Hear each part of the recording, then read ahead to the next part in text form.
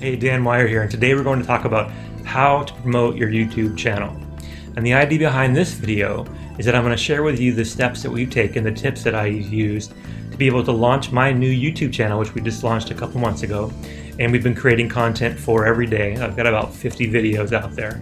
And most videos that we use are for education. So basically the idea is that we want to educate our viewers, our subscribers, on what it means to have a VA or virtual assistant, how to have a great rockstar VA, things that you can do to be successful in working from home, tools that you can use to work in a virtual environment, and just general tips about how to be successful with virtual assistants. So really the two target audiences of our channel are business owners who either have or are thinking of hiring virtual staff, or the virtual staff themselves. So that's what I focus on, and these are the kind of the things that I've done to promote the video. I also am a YouTube consumer. I follow a lot of different things. So some of these things I picked up from watching other people, especially ones that are in the, I want to call it, I guess, infotainment space, where it's education, but it's kind of entertaining. So some of the things that I do to promote my channel, I make sure that I try to use engaging titles. We make sure we use SEO friendly keywords. We understand our audience. We make sure we understand how to get the best value out of our thumbnails. We use a lot of throwbacks to previous videos. We talk about things that we've done in the past to kind of tie things together. We occasionally do contests, and I'll talk about how to do contests and giveaways. We have a playlist that I just put together, actually 3 of them. And then we create little previews or snippets of the videos that we can share. So kind of like a teaser trailer. So this is the kind of thing that you can do to really promote your YouTube channel. Now, I've been watching YouTube since it first came out, and I've tried YouTube a couple times, but this is really the first time I really dove into doing YouTube every day. So one of the benefits of being home every day is having that extra time and that consistency to be able to record videos. And really, this is something I've learned is super important. If you don't block off time to plan ahead to make, whatever format you're going to have the video in. So I use PowerPoint to be able to put together the slides that I then use to be able to talk about the video. Some people do it off the cuff, and they're really good at it. But most of us, we should put together some kind of strategy. We should sketch out or storyboard what we want our video to look like. I learned this a long time ago. I know the value of storytelling, especially in a corporate space.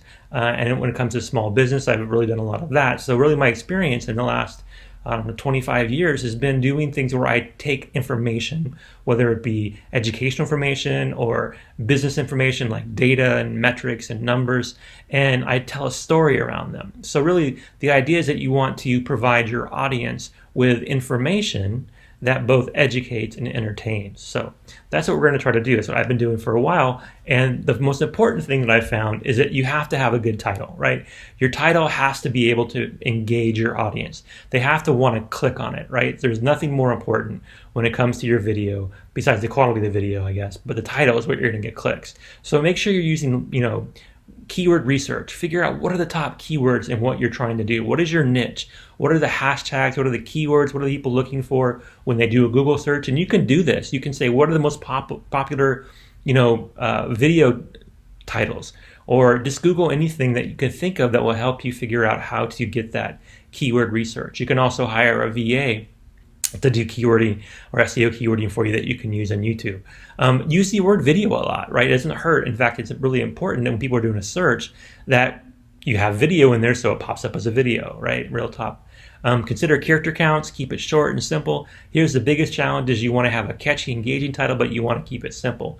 You want to also be descriptive. It's not easy to do. You have to put a lot of things into the title. How-tos, starting out by saying how to XYZ is a great idea. Use words like amazing, epic, awesome, massive, things that get people's attention, things that make people think they're going to get something special out of watching the video. Another thing that you can do, especially if you're doing business videos or videos that you're trying to educate, use the word tips, hacks, and secrets. Those are all keywords that will get more buzz. And that's your idea. Again, you're trying to make sure that your title really grabs their attention.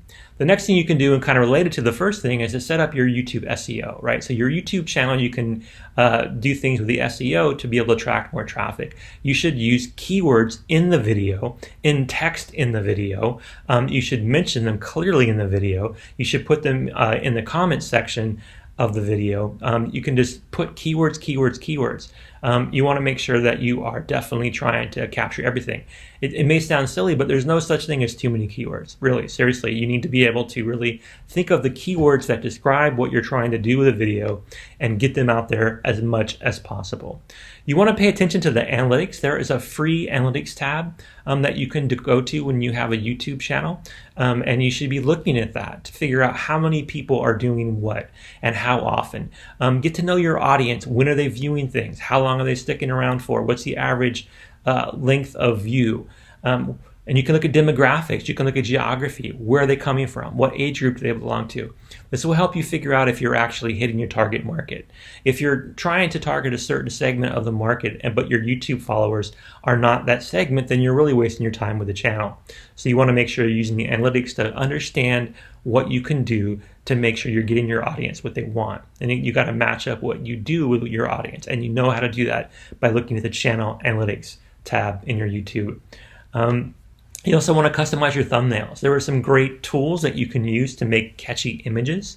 You want to have an image that grabs attention, right? All of my thumbnails are basically a cover slide that I use in PowerPoint. Not the sexiest thing in the world, but since I'm doing a kind of business education kind of thing, it seemed to make sense to me. It seems to be working. I'm getting a lot of my videos get clicked on because my image is on there. My title of being a YouTube small business expert or virtual staffing expert. You can use a couple different tools to be able to use really cool cover photos or thumbnails. PicMonkey and Canva are the two that I've used and my team uses. Pretty much all the images you see on my videos are being done in Canva. So that's what we do to make sure we have really cool thumbnails and visuals. You want to squeeze out more from your older content, right? This is the next thing you want to do. You want to have calls to action or throwbacks to previous content. You want to do a series of things so when people watch one video, there's a call to action in that video to watch a different video. For example, I've done a series of videos on like versus, Trello versus Asana, Google Drive versus Dropbox. My versus series, where I do callbacks to other verses when I'm doing them, make people want to go back and watch older videos. So drop links in the description, add links in the comments, try to squeeze out more content or squeeze out more use from your content. Do a lot of throwbacks. Another thing that you can do, a cool thing, is do a contest, right?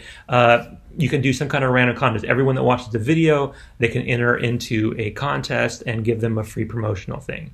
In my case, I do virtual staffing, so promotions that I do tend to be free hours, right? So you can get X amount of hours free from a virtual assistant to do your social media or to do your data entry or to manage your newsletter, whatever you want to do, if you win one of the giveaways or contests that I do. There's some great tools out there.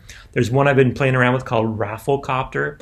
If you go out and just Google what apps should I use to promote my YouTube channel, you're going to get dozens, and there are many, and I'll talk about that in another video talking about different promotional channels, but Rafflecopter is the one I think is the coolest. You want to have playlists, right? So part of this getting people to watch multiple videos is you set up playlists, right? So people can just watch a series of videos in a row. I have this, right? I have 3 playlists on my YouTube channel. Playlist number 1 is really for virtual assistants themselves. What are the tools they need to be able to be more effective, to have more value, to be able to do more things for their clients? Another one is for business owners and entrepreneurs who are thinking about getting into virtual staffing or have dabbled in it and haven't been successful. What do you need to do to hire a rockstar VA? And the third is really, work from home, just a general work from home. If you're working from home, whether you're running your own business, setting up a team, managing a VA, what do you need to know and do to be successful being a home-based person? So those are my 3 playlists, and I use those to be able to organize my content. You want to regularly publish your content across social media. And you don't always just want to share the entire video. That gets boring. You can do that, but you want to do snippets. You want to do catchy things. You want to do sizzle reels. You want to do previews. You want to do snippets of videos, maybe multiple videos and kind of like a quick trailer. You want to do things where you're attracting attention. This is a cool way to really get buzz going, especially if you're starting to get a following where you want people to be able to look at things at certain times, like you have launch times, right? Like I launch new videos pretty much every business day at 10 a.m. Eastern. So my audience is getting used to knowing that wherever they're at in the planet at that time, they're going to see a new video for me. It's going to drop, right? And that consistency is important because when you're trying to promote a channel, you want people to come back to it. You want them to not just subscribe once and be done, but you want to build them into fans. So you have to give them content that's in a consistent fashion. So this is why we do this. And this is why we do things besides just sharing the video itself. Using the share features, we build occasionally we build promotional videos that we call snippets, or it could be like a preview, a trailer, sizzle reel, whatever you want to call it, depending on your background. So the things that we do at Sonic VA are this: we help a company or an individual, a solopreneur, entrepreneur, we help you figure out how to be more consistent, have more clarity, and build more certainty into things like YouTube videos, Facebook ads, social media management, email campaigns, marketing, image design, graphic design, data entry, media bookings, appointment setting, market research, accounting, right? Bookkeeping. These are things that you don't have to be doing yourself. If you're running a business, you shouldn't be doing all these things yourself. To grow your business, you're going to need to find people that can help you be more consistent, add more clarity to your message, and make sure that you build a sense of certainty among your clients that they're going to get exactly what they're paid for. And you do this through virtual staffing. So if you want to get started with virtual staffing, there's two things you can do. You can text the word DATA, that's D-A-T-A, to 26786, and you'll get a reply back that will be a form you can fill out, that you can fill the form out, and then we will contact you about what things you need outsourced, right? The form, you should write down just a few things that you're doing now that you don't want to keep doing but have to get done. Things in your business that are time consuming, that are manual, that are repetitive, that you shouldn't be doing. To do this, you text DATA, D-A-T-A, to 26786, fill a form out with a couple different things that you want to outsource or delegate, things that you want to get off your plate to free yourself up so you can do more. The end goal of virtual staffing is to let you focus on what you do best by hiring for all the rest. You can also go to our website, sonicva.com. That's sonicva.com. You can fill out the form there. You can see what we do. Basically, we can help you do anything that can be done from a computer. So if you have tasks, you have different things that need to get done that you don't want to keep doing yourself or aren't getting done now, or aren't being able to do consistently and with certainty and clarity, we're here to help you. So that's my talk for today. I hope it helped. Hope you're able to go out there and think about what you can do to promote your YouTube video better than you have been doing, get more impact, be able to share your message to a wider audience, and get more value out of your engagement. Thanks for your time. Now have a wonderful day.